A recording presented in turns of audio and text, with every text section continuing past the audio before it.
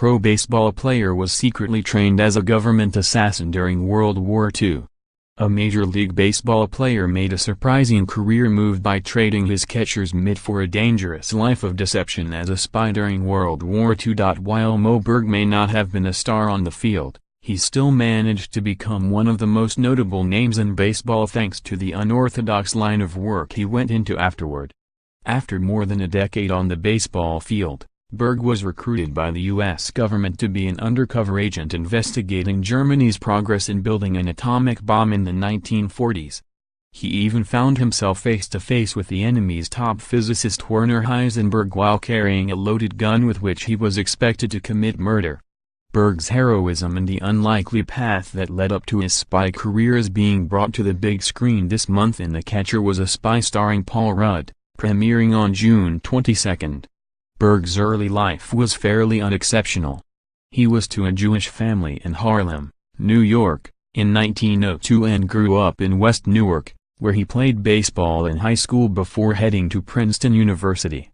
There played catcher for the Tigers baseball team while pursuing a degree in classical and Romance languages. He was known for being a strong student in the classroom and an oddball on the baseball field, raising eyebrows by practicing Sanskrit, an ancient Indic language, behind home plate.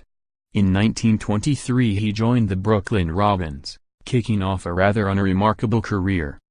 Over the next 10 years he moved between several teams in the minor and major leagues, picking up a law degree from Columbia University along the way.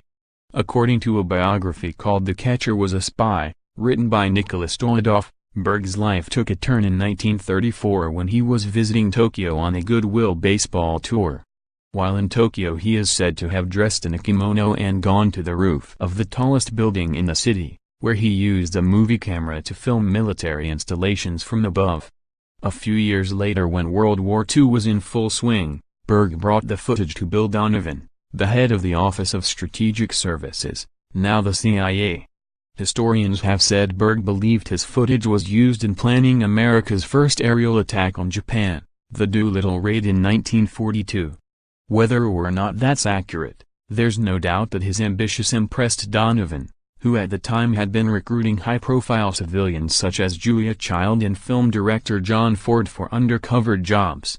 There were a few different traits that made Berg an ideal candidate for spy work. First, he was intelligent, with a vast knowledge of languages. Second, he was known for having a secretive side. Most notably, he was able to hide his Jewish heritage and his alleged bisexuality.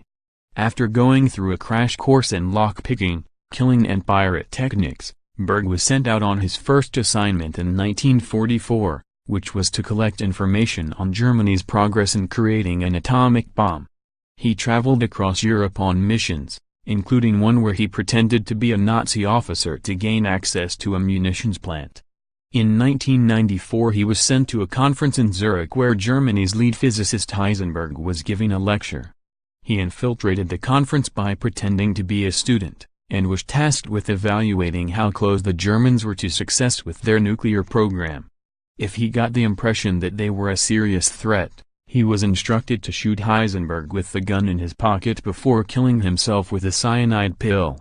One night during the conference Berg attended a dinner for Heisenberg, where he heard someone say that Germany had no hope of winning the war. Heisenberg agreed, saying, "Yes, but it would have been so good if we had won." Berg ended up leaving the dinner at the same time as Heisenberg and the two chatted on the walk home. Despite having been handed the perfect opportunity to kill the physicist, Berg decided that if Germany wasn't close to creating the bomb, there was no reason to murder Heisenberg.